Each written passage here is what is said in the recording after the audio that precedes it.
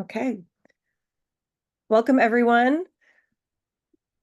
I'm April Harrington, the project manager of the Chicagoland Healthcare Workforce Collaborative. Welcome to today's session. It is the second in our Career Pathway Programs Across the Nation series. Today, we have Mitchell Harp here from Trident Tech, who leads, among many other programs, a youth pre-nursing apprenticeship in Charleston, South Carolina. So he's going to tell us about his program today. If everyone could introduce themselves in the chat so we know who is joining us, that would be helpful. Again, we are recording today's session, and the recording and the slides will both be available on the Chicagoland Healthcare Workforce Collaborative's website starting tomorrow, and I will email it out to everyone who's registered. For anyone who is unfamiliar with the Chicagoland Healthcare Workforce Collaborative, we are nearly a decade old now. We are an employer-led sector partnership in the healthcare sector in Chicago. Most of the major health and hospital systems in Chicago are at our table, and we are supported by our industry partners, including training providers and community organizations, funders, advocates, and others. And we are all here to support an inclusive healthcare workforce while also addressing the ever-evolving and growing need for talent in the sector. We focus on local and targeted hiring strategies so that we're hiring from the communities we serve and opening doors for underemployed populations. We also focus on bridging the gap between our education providers and employers. That included in that is innovating in the way that we partner and building things like apprenticeship models, which is what we're talking about today. And then finally, we focus on retention and career pathways so that we aren't just bringing people into the front line in healthcare, but we are offering equitable, accessible opportunities to advance. Here are some of our employers. We have around a dozen employer partners. 6 of those sit on our steering committee, and we're supported by 20 plus strategic partners. Some of you are here today. Welcome. This, like I said, is the second in our Career Pathway Programs Across the Nation series. One of the primary purposes of the Chicagoland Healthcare Workforce Collaborative is to provide a peer learning space. So we often talk about what we're doing and what we're seeing here in Chicago and help our different systems learn from each other.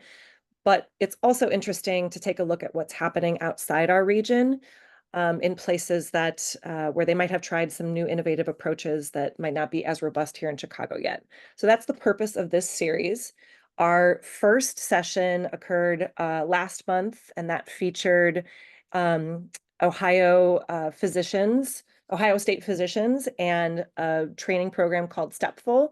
The recording for that is on our website. And I already have another session lined up for November. The registration isn't up yet, but it will be available by next week. That will feature Ochsner Health Partners, which is out of New Orleans, and their partnership with Rivet School. Rivet School offers a non-clinical upskilling educational program that's geared towards working adults. There'll be more information once I put that up on the website, and I'll make sure that it goes out in a newsletter next week. But if you'd like, hold the date, November 20th, 3 to 4 p.m. That will be virtual. And then there are 3 upcoming sort of year-end meetings. The Youth Pathways Committee is having an in-person meeting on December 5th from noon to 1:30 downtown at the Chicago Community Trust offices. That is for anyone who is engaged in exposing youth to career pathways in health, building internship programs, training, anything like that. If you're interested in that topic, it'd be great to get you involved in that committee. You can email me to get registered. Our final Chicagoland Healthcare Workforce Collaborative quarterly meeting is on December 10th from 8:30 a.m. to 10 a.m. That will be virtual. It will be focused on recapping the year, going over what we've accomplished, setting the agenda for next year, and getting everyone up to speed in our different programs. So I will drop the registration link in the chat. But registration for any of our events is always available on our website at chihealthworks.com. Looking for the chat. There we go. There's the registration link. And then finally, if you're unaware, we have a sister table called the Public Health Workforce Collaborative. That is focused on all of our public health providers and stakeholders. They are focused on community health worker pathways, behavioral health, maternal health. If you haven't been engaged with them and would like to learn more, they're having a virtual meeting on December 12th from 1 to 2:30 p.m. You can also email me to register for that and to learn more about what they're doing, or to share that with your colleagues. It's great to see so many more people joining. Welcome. With that, let's get into our topic for today. Big thanks to Mitchell Harp. He is the Dean of Apprenticeship Programs at Trident Technical College. He's built a hub of over 175 apprenticeships in 25 in-demand occupations. He has several in healthcare. Today, we are going to focus mostly on the youth pre-nursing apprenticeship, which places young PCTs with employers on their way to earning an ADN.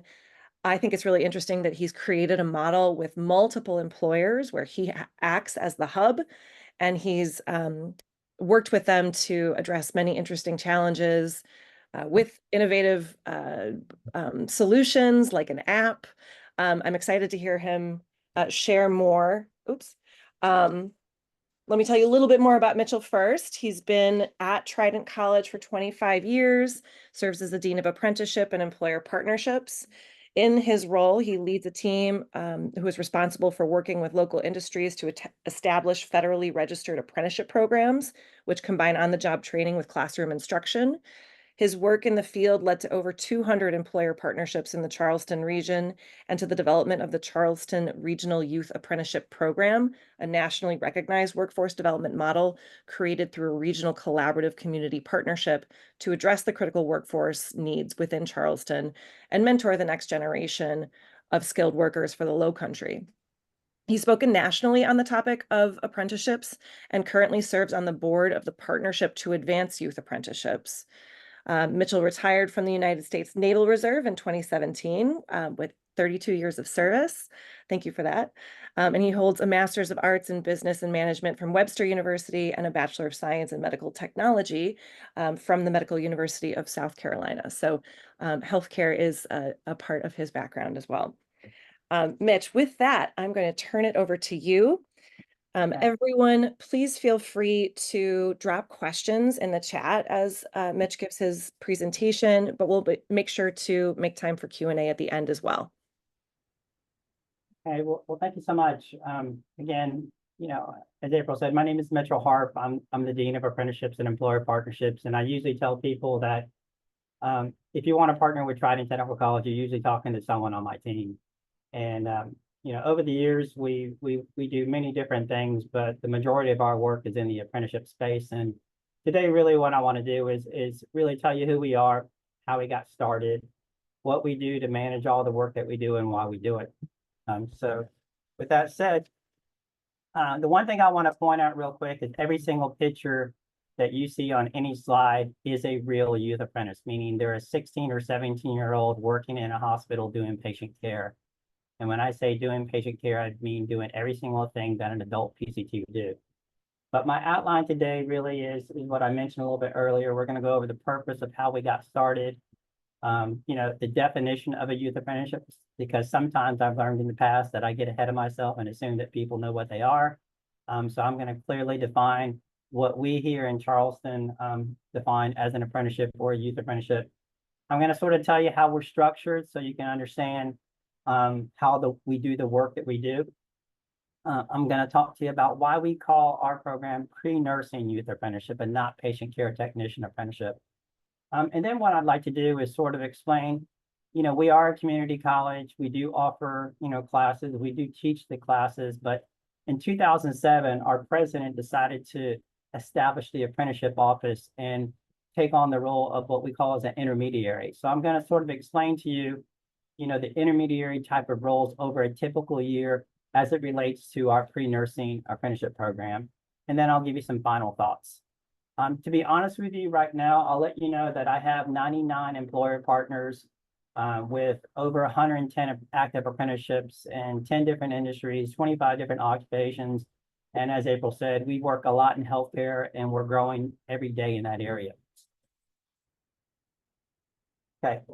Again, as I said, Dr. Thornley, who was our old president, established the office in 2007. And really, a lot of my work in the beginning was in the adult space, what we call adult apprenticeship programs. And most of my work was in the manufacturing and construction worlds. But what happened in 2013 is I was approached by an employer who he actually was German born and he was the CEO of a company. He reached out to me and he asked me, he said, he wanted to do what he called a German style apprenticeship, which really what he meant was he wanted to hire kids. I didn't think that that could be done legally. I was unsure of it. So what I did was I reached out and discovered that we could do that. So that first year we got started, it was very small. We had 6 employers, 13 kids. But what happened in that first year is what pretty much every other industry in town called me, okay, and said, hey, we heard what you're doing and we'd like to do it in our industry too, including the healthcare industry. So really, that's how we got started.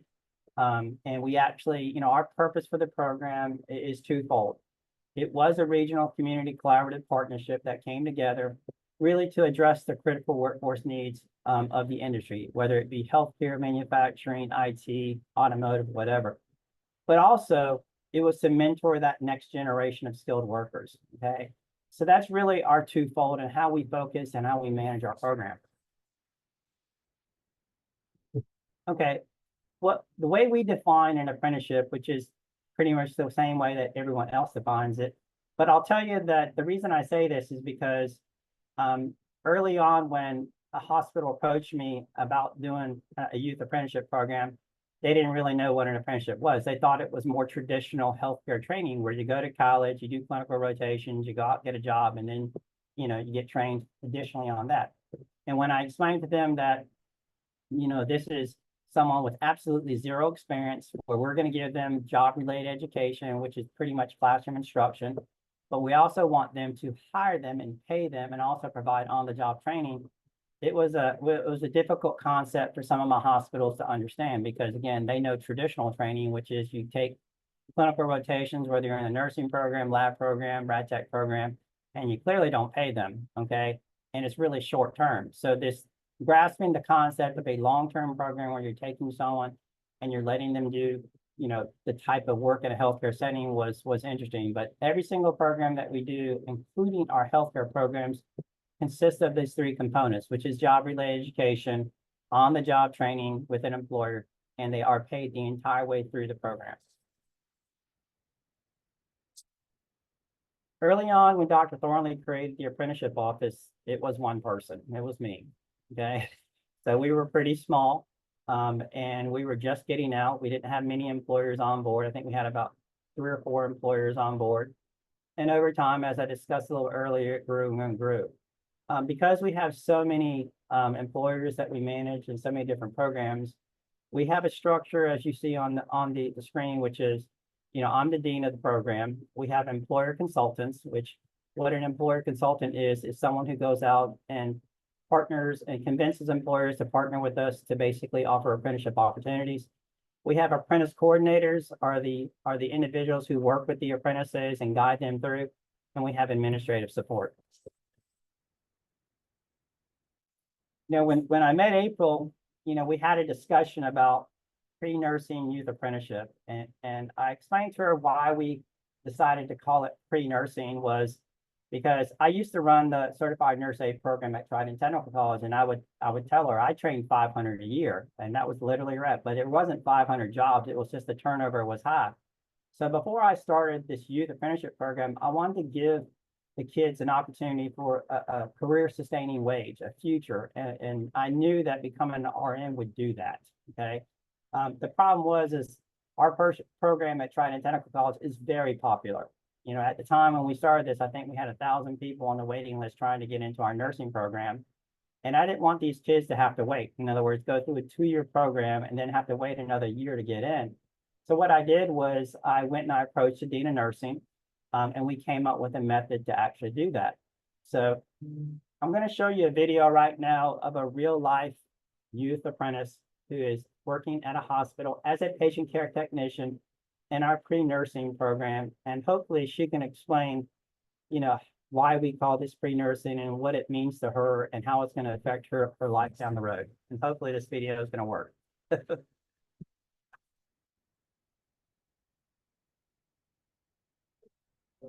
Youth Apprentice Program enables us to help take care of patients, but also mentor people into different careers.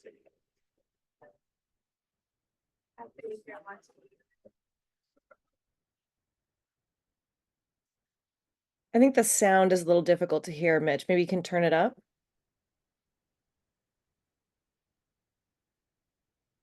Getting paid while earning an education. And once I start the nursing program at Trident, I will start with no debt. It's great to earn while I learn.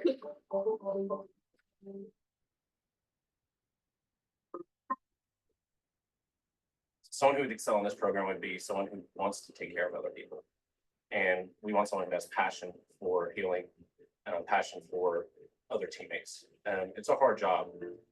A typical day at work consists of, we have 3 sets of vitals every 3 hours. So for the most part, I'm doing that. And then in between, I'm cleaning patients up, getting blood sugar, helping patients go to the bathroom, anything they need, basically just helping the nurses out. Teammates really love working out the Youth Apprentice. They feel like part of the family immediately, like a younger sister or younger brother. I really like the people I work with. They are all very helpful in assisting me and helping me learn. And it's nice talking to them and hearing their stories and how they got to where they are and giving me advice that I need. The greatest part of it is watching their growth throughout the program, becoming a patient care tech and even a nurse. I work in a very good community. I'm on a very good floor, very good nurses, very good techs. It is an apprentice program where they're learning, but they also really do help in day-to-day as a teammate. I found out about this job, an apprenticeship program, through a counselor at my school who encouraged me to go to Trident for nursing. We have an interest fair for high school students that we do every early spring. And then in the summer, the students that are interested, they come and they interview, sort of like a big career interview fair. And we interview all the youth apprentices. And then Roper St. Francis usually takes 10 to 15 youth apprentices to become part of that program. I got to meet Megan this summer during interviews. Her goal is to give back to the community. And that's what we're all about at Roper St. Francis. I know that's what Youth Apprentice Program is, but she's there to help other people. And through her interview process, I got to meet her and got to learn a lot about her. And I'm so proud of what she's done so far with this.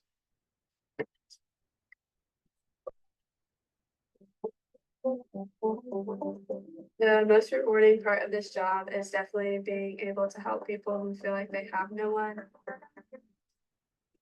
I don't think there's any ceiling for the students. I think it's for up to each student what they want to put into it. I see my future now very bright and going very far in life, and I feel like no dream now is too big.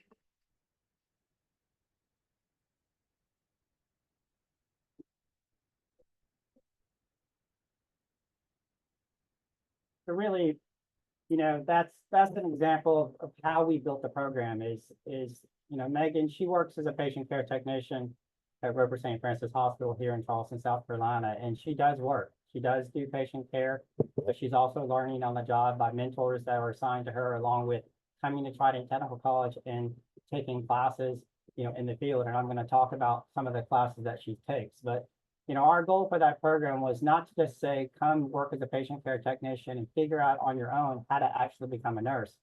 We actually not only spelled that out for them, but we got them 20 to 30 college credits into the program. And by the time they turn 19, if they stick with it, they're a registered nurse in the state of South Carolina. So again, it's a way in which we're removing barriers and open up doors for kids many of the kids who go through our program have disadvantaged backgrounds and they have no clue how to actually achieve their goals. But meeting people like you saw in the video actually help them do that. So again, as I said earlier, we are a community college, meaning that we do offer all of the CNA, PCT, and nursing courses and all the other different types of courses here. But again, in 2007, our president wanted to do beyond that, and she created this intermediary role, which again, I've already discussed. So what I want to do for the rest of the presentation is sort of talk about that intermediary role and hopefully inspire your community, if you don't already have it set up, to actually, do it in your community. But, a lot of times people don't understand the different types of roles and what we do to actually keep it moving and keep it going. We're going into our 12th year of the Youth Apprenticeship Program, and I'll let you know it's not going anywhere. The way I want to do that, though, is I want to talk about a typical year of how we manage our pre-nursing youth apprenticeship program. We only start once a year, okay? But this is how I'm going to describe what we do. And as you can see by the actual screen, this calendar year is in September, we're recruiting employers, okay? And right now we have all 3 major health systems in Charleston actually participating in this program. So it took some time, I'm not going to lie to you. But I'll let you know peer pressure works really well. Okay, we got one hospital on board, another hospital in town found out about it. And then our state hospital was one of the last hospitals come on board, and they joined us. And ever since then, now we can offer 50 to 60 opportunities every year for young people who aspire to be nurses. But to be honest with you, we're recruiting employers 12 months a year. Okay, I only put it as 4 months on the screen, but we're literally recruiting employers every year. We're talking to the VA hospital here in Charleston, and we're hoping they come on board. But that's one aspect of what we do. In October, though, we meet with the high schools. We have 26 high schools in the area, and I'm going to talk a little bit more about how we work with them. But then after that, we come back in January and we have a kickoff event for the new year. We have easily 1,000 people who come to our events, and I'll tell you the story behind that. And at that time, they learn how to apply for the program. We screen them. Yes, they do have to test to get into the program. They have to test high enough to actually get into the nursing program while they're in high school. So that tells you how challenging it can be.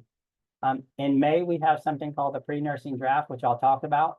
In June, the ones who are selected and employed, they start the CNA and PCT class. Then we have a huge event called Signing Day in July, which officially starts the program.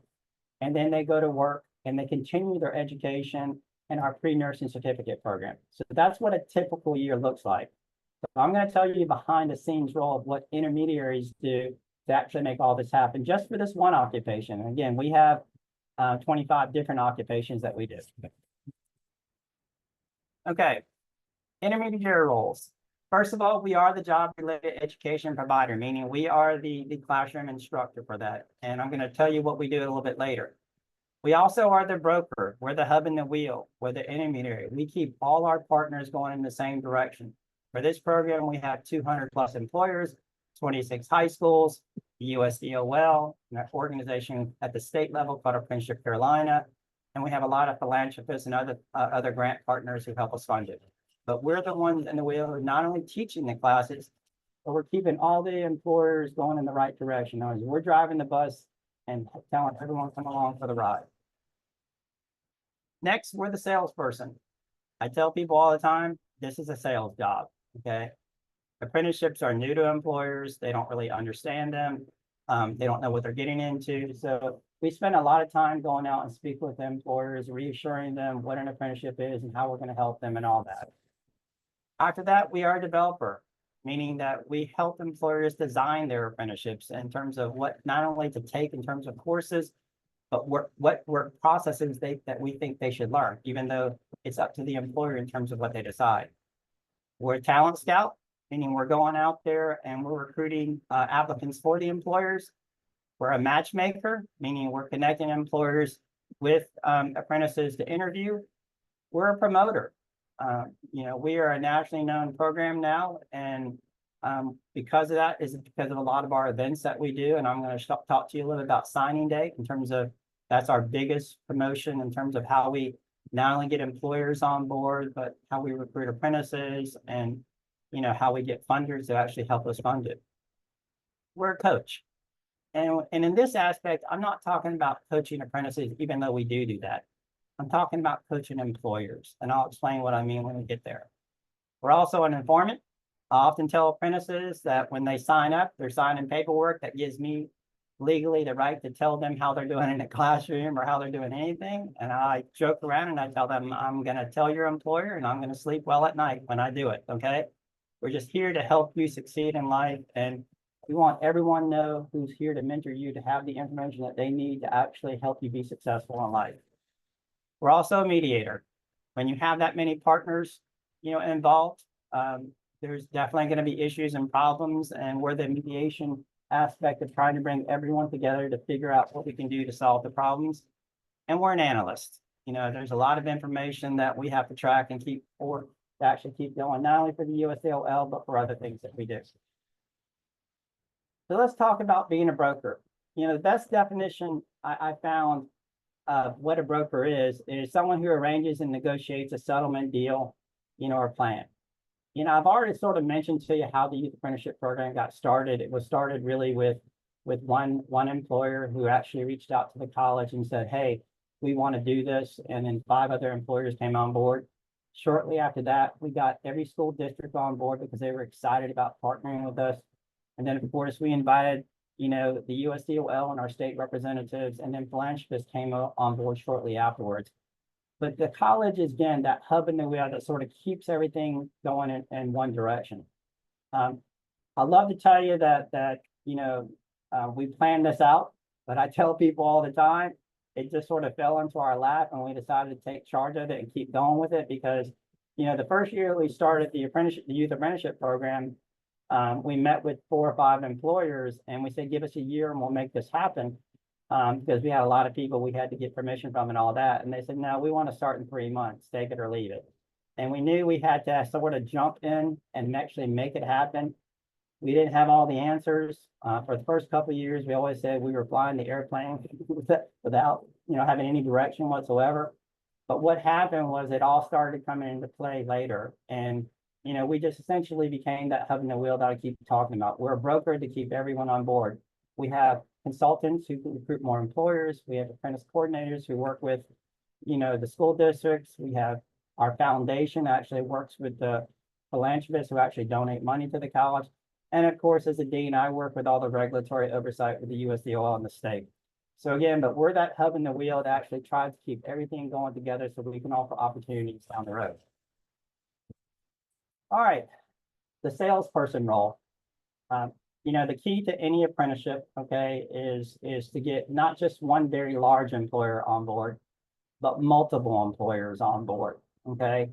The goal for what we do in terms of the apprenticeship office is to make it as easy as possible for the employer to participate. In other words, take away every single reason to say no and get them to say yes, okay? But we don't depend on one employer.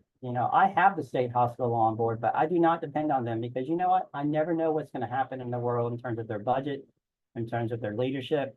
So I depend on having multiple employers on board. And where I got this idea was 15 years ago when I started in this position, I was going out and I was talking to some employers and I was telling them about a very large employer in Charleston who had partnered with me in doing an apprenticeship, and they would send me 12 to 14 people, apprentices at a time. And those small employers would tell me, and they said, well, we're not that large. We're never going to do that. But, there was this one senior vice president of an HR department who actually said, hey, I'm a part of an HR association. If I can convince other employers to come on board and send you 2 or 3 people, are you going to put this together? And I said, it sounds like a great idea to me. And we did it. So that first sector partnership was 100% successful. We established another one. And then when 2013 came around, when that youth apprenticeship partner called me, I already had the idea in place. And I literally asked that gentleman when he called me, I said, are you willing to work with your competitors to make this happen? And they said, yes. Okay. Our goal in terms of our sales folks who go out, again, is to try to make it very easy for the employers to participate. It's boots on the ground, okay? Meaning they go door to door, sit down with HR managers, vice presidents, operations people, and they sit down and explain how we can partner to do that. We sell the partnership. Yes, we do apprenticeships, but we're selling the partnership. You can't do an apprenticeship without an employer, so you need them on board. So you're going to try to remove every barrier possible. You're going to address legal issues. You're going to talk about, the classes. You're going to talk about how we're going to be there every step of the way. In other words, I divide the consultants up based on industries, and we tell the employers, all you got to do is call the consultant, and we're going to solve all your problems for you. So it goes, we're making it very easy for them to actually say yes in the terms of hiring the kids and actually helping them. Our next role is a developer or designer. most employers, know what their occupations do, but they're not necessarily trainers, okay? So they've never designed a program. So what the consultant does is when they actually go in and meet with the employer is they offer suggestions in terms of the type of courses that we offer here at the college to actually train that occupation. When I developed the pre-nursing apprenticeship program, as you've heard me say, I wanted it to get the kid in the door, not only to actually work at the hospital and be a patient care technician and get years of experience in patient care, I wanted to give them the opportunity to get into our nursing program and become an RN. So as you can see, our pre-nursing youth apprenticeship program is a 2-year program. A lot of them are juniors in high school. So they go to high school classes in the morning. The first couple of courses they take here at the college is dual credit courses, is our CNA course and our patient care technician course. And then they start on our pre-nursing certificate every fall every semester afterwards, with the following spring semester in the fall. So at the end of 2 years, they have their high school diploma. They have 20 to 25 college credits to our nursing program and are guaranteed direct entry into our nursing program. We are 7-week semesters here at Trident Technical College. So five semesters later, they're a registered nurse, if they pass their boards. But they also get a national credential from the United States Department of Labor saying that they finished an apprenticeship program, because all of our apprenticeship programs are registered for the United States Department of Labor. And they have 2 years work experience. I've had many conversations with our dean of nursing here at Trident Technical College. He's flat out told me that when these kids get in the nursing program, they're so much better than a lot of the adults who get in the program who have no clinical experience, because they've seen things that the adults who've never actually entered or are working in a hospital have. I mean, we've had youth apprentices help nurses and doctors deliver babies and many other things. So imagine doing that at 16 years old. But basically, when we walk in there, we're talking about how we can develop the apprenticeship program for them, but we do give the employer choices. And if we offer the training, we usually incorporate it into the apprenticeship program. The other thing that we do, okay, is we suggest work processes in terms of what should they be doing on the job. Now, again, you might say, well, Mitch, don't they know how to do the job? And they do. They do know how to have the job. But the reality is they're very, very busy people, okay? And a lot of times they don't have time to actually come up with this. So we offer a suggested list of work processes, and it's not really that hard. You just basically, look up an occupation, find out what they do, put it in a very simplified format, take it to the leader at the organization. They'll cross out what they don't want, add what they want, and then you actually have a program. You've developed an apprenticeship program. And that's what we did in this case. Our youth apprentices, pre-nursing youth apprentices, they do your basic 25 skills that a certified nurse aide will do, but they also do phlebotomy, EKGs, wave testing. They do all these things, and it's designed to actually get them to support the hospital and do patient care, but also teach them, how to do these things on their way to becoming a nurse. Okay, our next role is we're a talent scout. Yes, we do go out and we actually recruit applicants for, the employers. And we have a unique strategy. In South Carolina, there's a law that states that every high school student needs to sit down with a guidance counselor and come up with a plan in terms of what classes they take. And the counselor also helps them decide what they want to do afterwards. So, we actually reached out to all the high schools and we met with them and said, hey, when you sit down with these kids, tell them about the apprenticeship program. So that's our first line of defense. So many kids and parents learn about it when they're sitting in that counseling session, learning about what they want to be when they grow up. If they say, hey, I want to be a nurse, they talk about, hey, have you ever heard about the youth apprenticeship program where you can actually get a job right now at 16 in a hospital? Our next thing is our annual meeting that we have every year. Okay, and it's the picture there. If you look at the right, there's over 1,000 people in that room right there for that event. The first couple of years we did the program, this event, we had about 100 people show up. By the third year, it was so full, we had to sort of stop the program and say we'd have 2 sessions because we were worried about the fire marshal coming in and actually shutting us down. But at that event, what we do is we tell the parents and the kids how to apply for the program. And then they go into another very large room and they get to talk to our employers and say, what will my child be doing if you employ them? Will they really be doing patient care? Will they really be helping people? And then after the event, the application process starts, where applications start rolling in. The next role is we're a matchmaker, okay? What I mean by that is we're definitely a recruiter. We have a philosophy here, or a saying here at Trident Technical College when it comes to youth apprenticeships. It's not about competing for talent, it's about growing talent. And that's why the hospitals are willing to work together. The first couple of years that we did this, all we did was to send the applications to the employers and they called them in, and if they liked them, they hired them.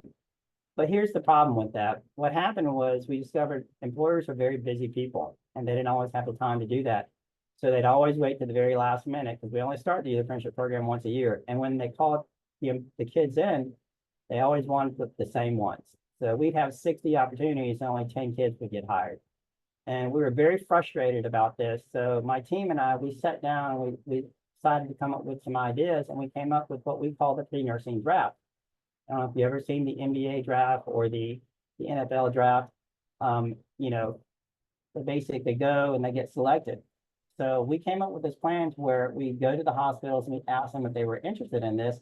And they shocked us and said, yeah, we'd love to do it. So the first year we did it, we had 60 kids apply and qualify for the program. We brought them to the college on a Saturday where they did speed interviewing with all the hospitals, in other words, 5 to 10 minutes. And then the hospitals and I went in the room, you can see a picture there, and we had the draft, okay? We basically, one hospital got to pick first, and then so on and so on. We went from 10 kids getting hired to that year, we had 60 kids getting hired. And it goes back to that philosophy of, it's not about competing for talent, it's about growing talent. So let's all work together as a community to give kids the opportunity to achieve their dreams. We also are a promoter. And again, this is not a free, it's a free program to the kids and the employers, but we have to go out and generate money for that. One of our biggest events is signing day. And how we got the idea of signing day was that first year, me and the employers and a colleague were sitting around a table, and that year I'd seen in the newspaper when a kid got an athletic scholarship, and you know how they sign them at the table. And I was sort of joking with the employers, and I said, you know, we should do that for these kids. And my colleague who was on the chamber board, she knew that they were having an event at the college, and she asked the chamber if we could crash their party. So they said yes, and we sort of set up tables, and we invited the guests to stay and watch the signing day after their event. And something strange happened. I mean, there was like electricity in the air, and all these very busy employers who needed to go to work stayed at the event and crowded around these kids. And it just so happened the media was there at the event, so it was all over the news. And our president, who just so happened to be the keynote speaker at that chamber event, didn't really even know what we were doing. She called me and my colleague afterwards and says, we're doing that every year, okay? So I'm gonna show you a short video of what, you know, signing day looks like and how exciting it is.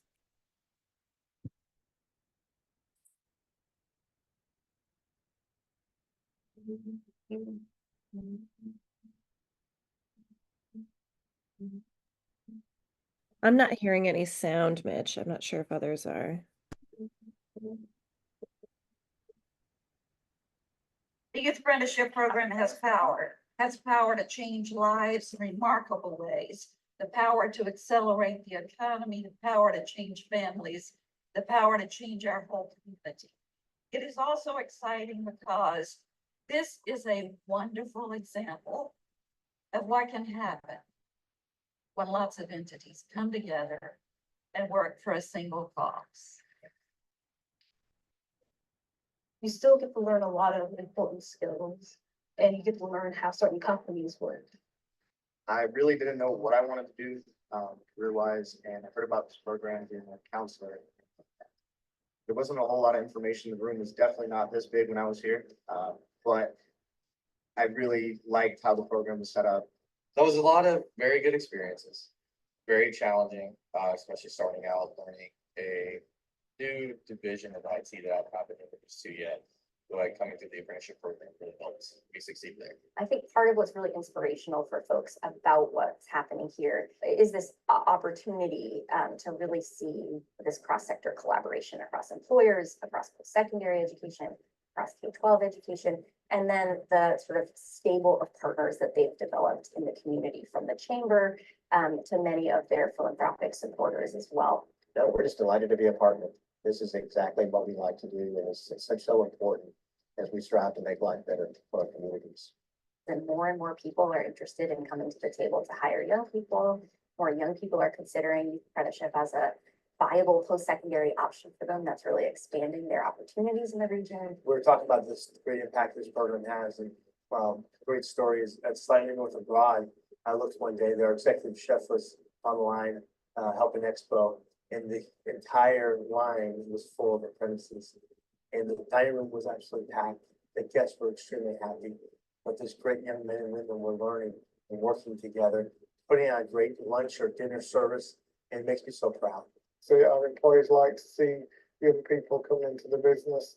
It brings fresh ideas, it brings different creativity, it challenges the thought process because they ask a lot of questions. So, you know, we're giving back to the local community in that sense. And we're also, you know, making our apprentices and our future generation of engineers for tomorrow as well. Across the nation, there is a national shortage of nurses. And we know that South Carolina is one of the top states that will be impacted and is currently being impacted by that shortage. So it's very valuable to our business to grow a pipeline of trained and dedicated and compassionate staff. Well, I've formed so many bonds with the people I work with. I have an amazing staff on my floor. So that I would say that's the best thing that comes with working there, is that I've formed so many connections with nurses that have helped me, and I've learned so much before I even started the nursing program. Favorite thing was always just doing something new every day.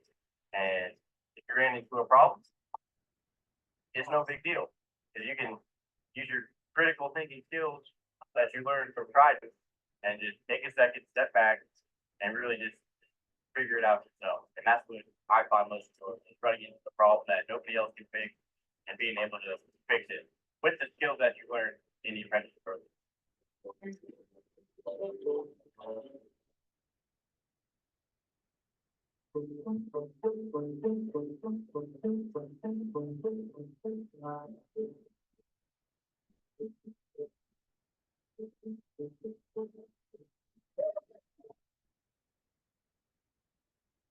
So that's basically one of the big events that we do, and we do several others too to actually help the program go. You know, the next role that we provide as an intermediary is we're a coach, and I talked a little bit about that in the presentation. And we definitely coach kids, but we also discovered that we needed to be a coach for employers. And it sort of hit me one day when I was listening to a TED talk from a doctor. His topic was, how do professionals get better at what they do? Because I definitely struggled with, I'm a med tech by profession, but I do nothing about welding or nursing.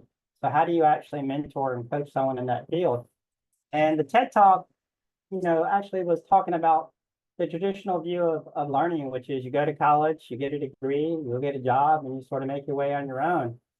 But the different view from that, the contrasting view, comes from the sports world, where they say you're never done with learning, okay, and everyone needs a coach. So as the role as an intermediary, basically, we don't teach people how to be nurses per se who are already nurses, but we do teach them and coach them how to run apprenticeship programs. And most of our employers are wonderful with the advice that we give them. They call us a lot to actually find out what to do in terms of the situation to do. So what I say is, you take on that intermediary role, don't discount the fact that, you know, your employers, even though they're experts in the field, they definitely need coaches to guide them in how to run the actual apprenticeship program. We also are an informant. You know, as I said earlier, we have systems set up in place to actually give information to the employers in terms of how the apprentices are doing. In other words, we actually send them grades of what their apprentices do here at the college. We also send them attendance reports. We also developed an app called My Apprentice that actually monitors what the apprentices are doing on the job as to what the employer wants them to learn. And then we send them bar graph reports, as you see there on the bottom, to the actual supervisor, so they can actually know what the apprentice is telling us that they're learning. In other words, it's a roadmap for the apprentice to achieve what they need to achieve, what their employer wants them. But it's also a roadmap for the mentor to give that apprentice the opportunity to learn those things over the course of the apprenticeship. So again, the app is there to actually inform the employer of how they can help us help them teach the apprentices. We're also a mediator, as I said earlier. Unfortunately, you know, There's going to be complaints and issues and problems throughout the apprenticeship program when you get that many entities and organizations and individuals in place. So we really serve as that mediator to try to, keep everyone on the same page, going in the right direction. And when I say everyone, I mean parents who have concerns or issues, apprentices, mentors, faculty, high schools, employers, donors. Again, we're sort of that bus to keep everyone going in the right direction to achieve the goals of the apprenticeship program. And finally, we're an analyst. We're someone who, we are registered with the United States Department of Labor. That's very, very important to us because we want the kids to get national credential at the end, along with an RN, along with all these other things. But when you have a program that's registered with the Department of Labor, there are definitely certain things that you have to comply with. Things like we have to do a 6-month probationary evaluation on all of our apprentices. We obviously track what they're doing, not only in the classroom, but on the job with the app. We definitely evaluate or get the employers to evaluate the apprentices at the end of it. We keep all records for 5 years. We get a lot of grant money to help us keep this program free. And again, we are somewhat of a compliance officer, even though I don't use that term with employers because I don't want to scare them off.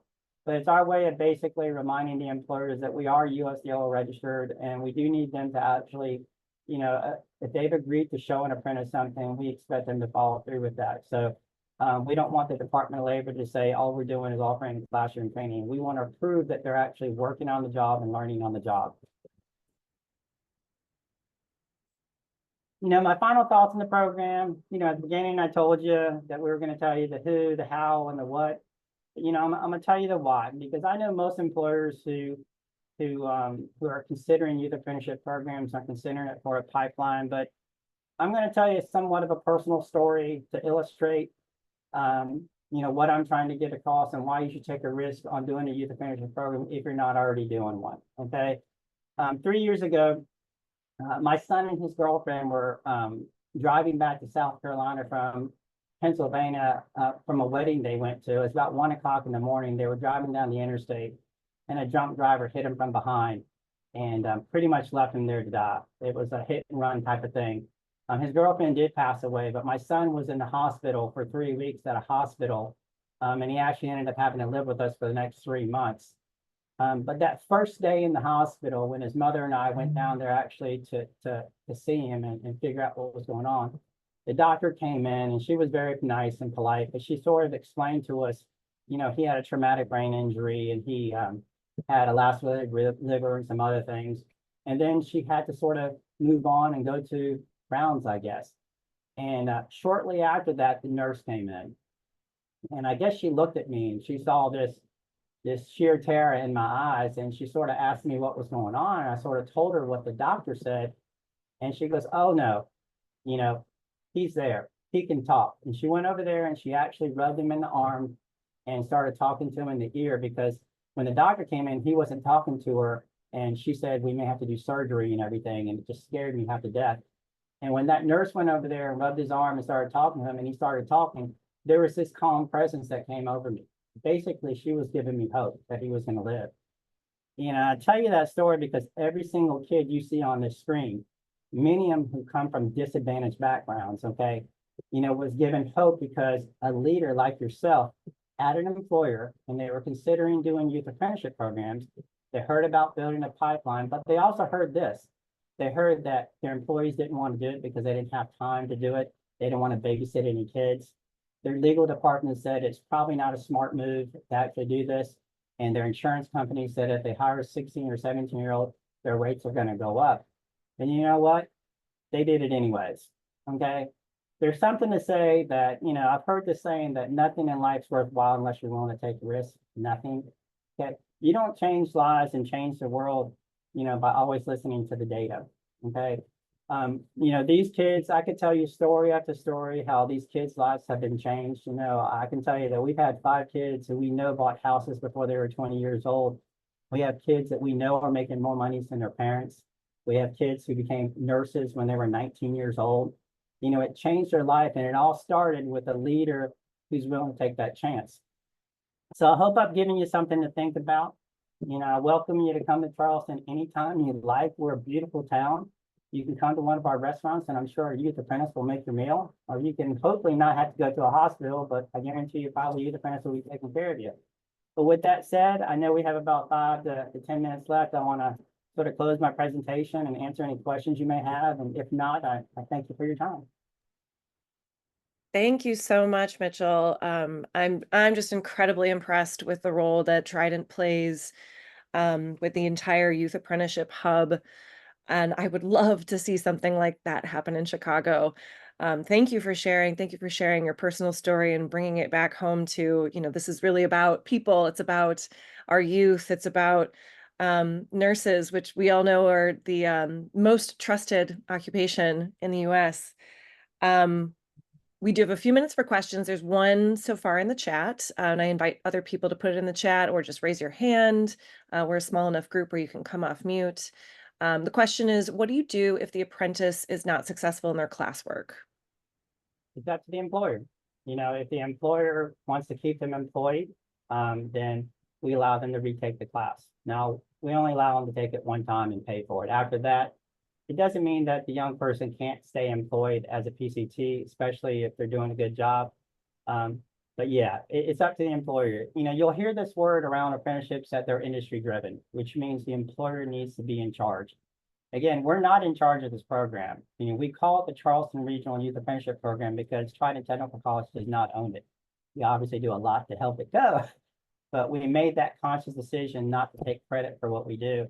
But it's up to the employer. That's what we do. So if they fail a course, we'll say, would you like to keep them employed? We'll give them another shot at it. If they fail it the second time, again, it's up to the employer. If the employer wants to let them go, that's life. It happens. Okay, people get fired or people get terminated for not succeeding. But if they want to keep them on board and keep them employed, we're perfectly fine with that.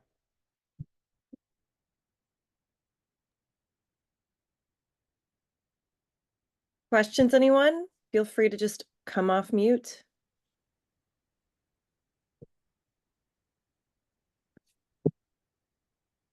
I'll ask a question. I know a lot of our systems as CHWC are magnet status and are concerned about maintaining magnet status. So they would, when building career pathway programs into nursing, they're often thinking about that bachelor's degree step as well. Are these students often going on to earn their bachelor's degree after their ADN? Are you tracking that? Are there credits from their ADN transferring into a BSN program? Yes, we have partnerships with all the BSN programs here in Charleston. We've had kids go up to upstate colleges and get their BSN.